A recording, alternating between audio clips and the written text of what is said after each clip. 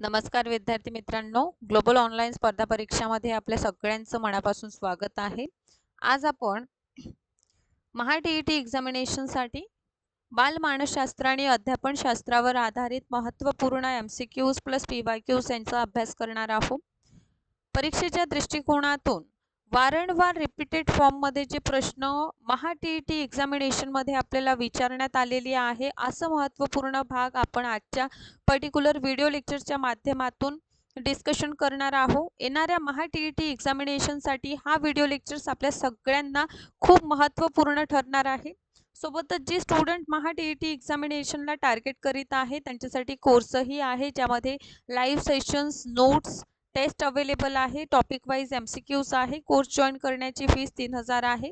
एकच paper target करीत आहात तर फीस 2000 रुपये आहे. बघा, हे ऑफिशियल नंबर्स आहे. आजच यांवर कॉन्टॅक्ट करून कोर्सला जॉईन करू शकता. आपण सुरू करूया आपल्या व्हिडिओ सिरीजला. प्रश्न आहे, खाली दिलेल्या अध्ययन प्रक्रियेच्या वैशिष्ट्यांमध्ये कोणते वैशिष्ट्य नाही? पर्टिक्युलर आपण आजच्या सेशनमध्ये अध्ययन प्रक्रिया लर्निंग प्रोसेस विषयी बघत आहोत आणि लर्निंगचे कोणतं वैशिष्ट्य नाही? ए, अध्ययन हे नेमके कृतीद्वारे घडत असते. ऑप्शन बी, प्रत्येक प्राणी जगण्यासाठी अध्ययन करीत असतो.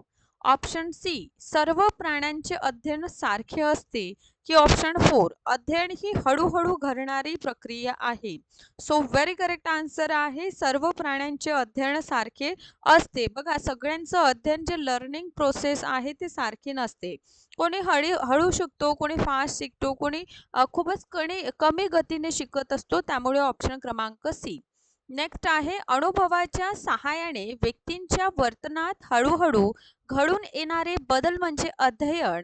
ही अध्ययनाची व्याख्या कोणी केली आहे? ए, फ्रेडसेन, बी, मर्फी, सी, वुडवर्थ आणि डी, गिलफोर्ड. सो ही व्याख्या केलेली आहे गिलफोर्ड यांनी. यांच्या मते अनुभवाच्या सहाय्याने व्यक्तींच्या वर्तन जे आहे, बिहेवियर जे आहे, त्यामध्ये बदल होत असतो. नेक्स्ट आहे, ज्यावेळी एखाद्या अध्ययन घटकांचे अध्ययन करताना पाठ्यवस्तूतील परस्पर संबंध, कार्यकारण संबंध या बाबी लक्षात घेऊन अध्ययन केले जाते व कालांतराने स्मरण करण्याचा प्रसंग येत असतो, तर अशा स्मृतीला काय म्हणतात? ए, यांत्रिक, बी, तार्किक, सी, तत्कालीन की दूर. आता इथे बघा, इथे काय म्हटलेलं आहे, अध्यापन करीत असताना आपण कार्यकारण संबंध स्मृतीद्वारे साठवून ठेवतो, तर याला आपण तार्किक म्हणू. म्हणजे एखादी पर्टिक्युलर गोष्टींचं कार्यकारण आपण समजून घेतलेलं आहे आणि ती गोष्ट समजून घेतल्यानंतर आपण ती स्मृती म्हणजे आपली जी मेमरी आहे त्यामध्ये आपण ते स्टोअर करीत आहोत. सो याला आपण काय म्हणू? लॉजिकल ही प्रोसेस आहे असं आपण त्याला म्हणू शकतो. नेक्स्ट प्रश्न आहे, खाली दिलेल्या विधानांमध्ये कोणते विधान अध्ययनाचे वैशिष्ट्य दाखवते? सो लर्निंगचं काय वैशिष्ट्य आहे? ए, सर्व प्राण्यांचे अध्ययन सारखे असते. ऑप्शन बी, दीर्घकाळ सराव केला नाही तरीही त्यांचं स्मरण राहते. सी, अध्ययनामुळे आकलन होतो. आणि डी आहे, अध्ययन ही जलद घडणारी प्रक्रिया आहे. सो व्हेरी करेक्ट आन्सर आहे, अध्ययनामुळे आकलन होतो. आता बघा, आपण जेव्हा स्टडी करीत असतो त्यातून आपलं अंडरस्टँडिंग लेवल जे आहे, आकलन क्षमता जी आहे ते वाढत असते. त्यामुळे इथे योग्य उत्तर आहे ऑप्शन क्रमांक सी.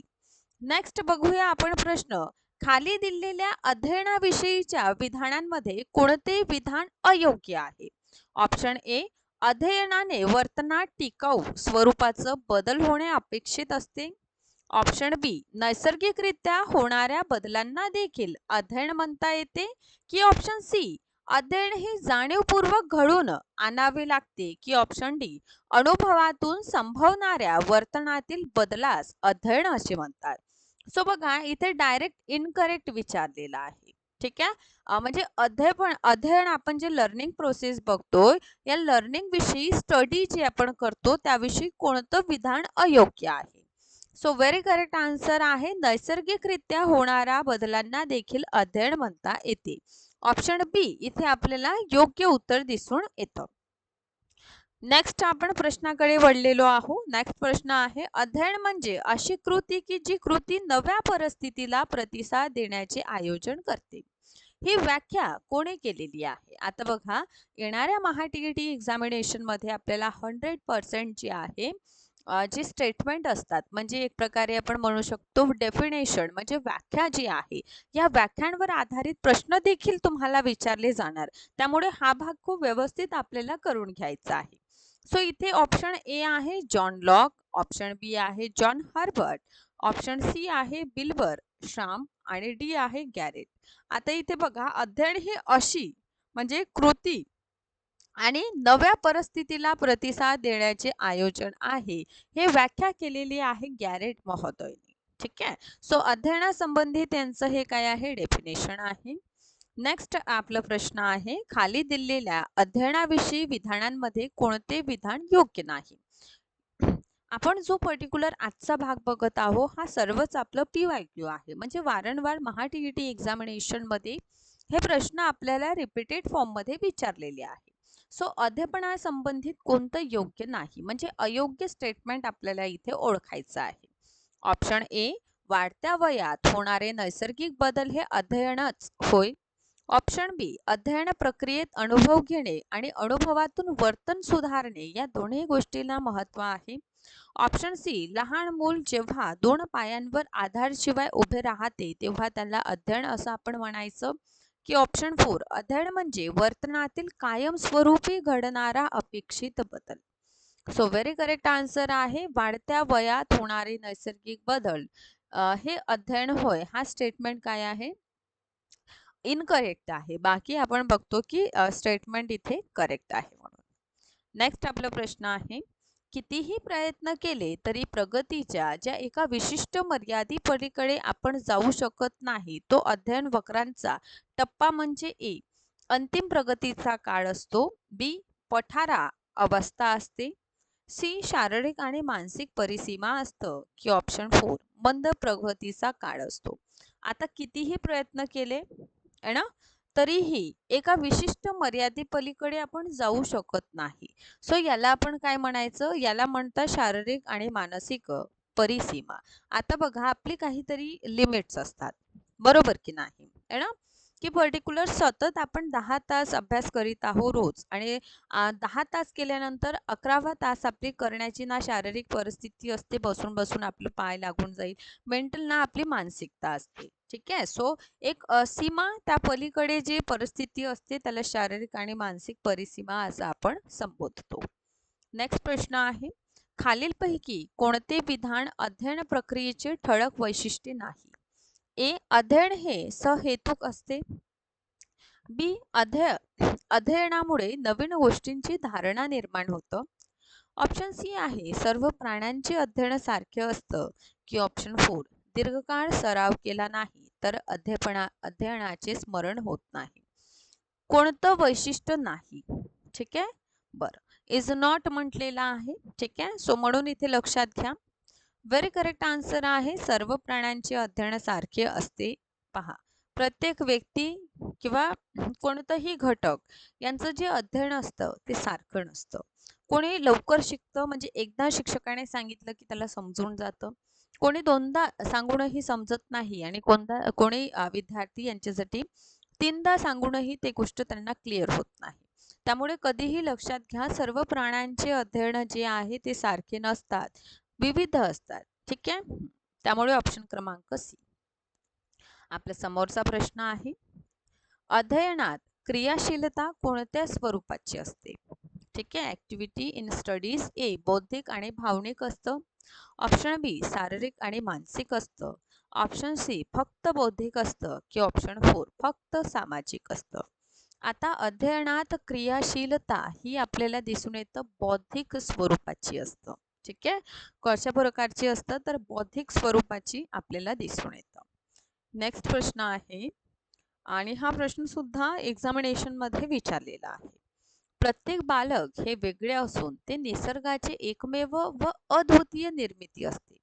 त्यानुसार भावंडांमध्ये सामाजिक, मानसिक, भावनिक आणि शारीरिक भेद खालीलपैकी अनुवंशांच्या कोणत्या नियमानुसार दिसून येतं?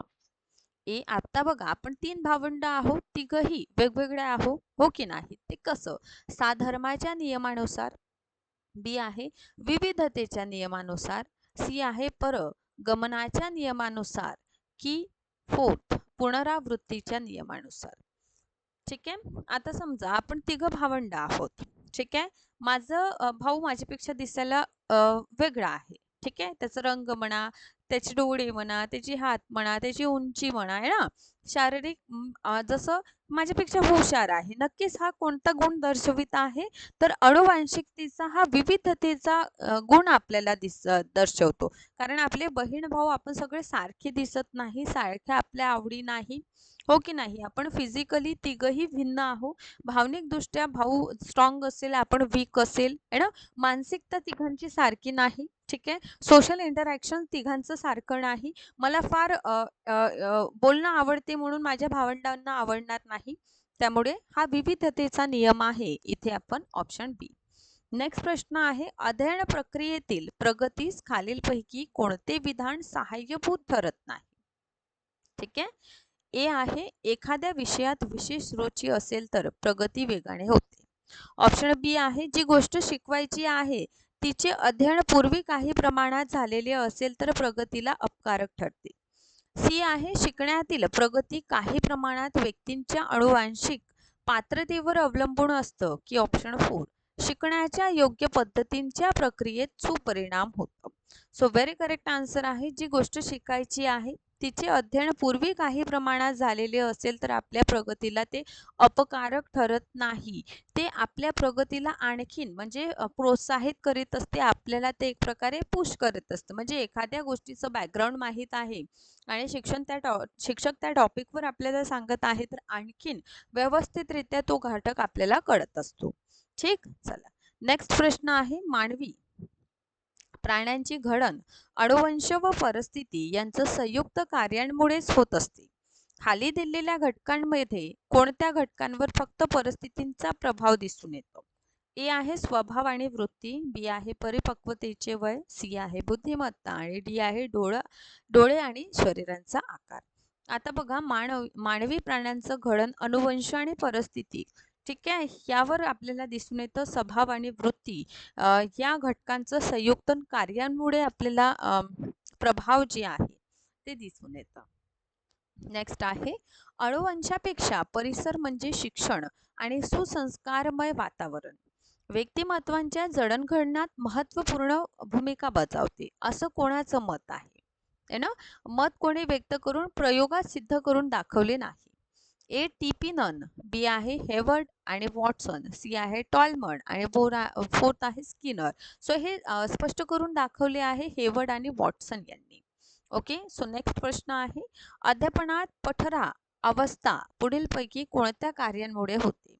ए अभिरुची कमी होणे, ऑप्शन बी आहे एकाच गोष्टींवर लक्ष केंद्रित करणे, ऑप्शन सी आहे कौशल्यांचा कठीण भाग अभ्यासणे, की डी प्रेरकांची तीव्रता वाढणे.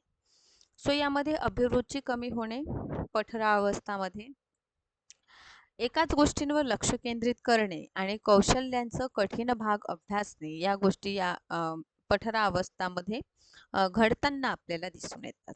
सो अशा प्रकारे अत्यंत महत्त्वपूर्ण प्रश्न जे अध्यापनावर वारंवार रिपीटेड फॉर्ममध्ये विचारलेले आहेत ते आपण आज डिस्कशन केलेलं आहे.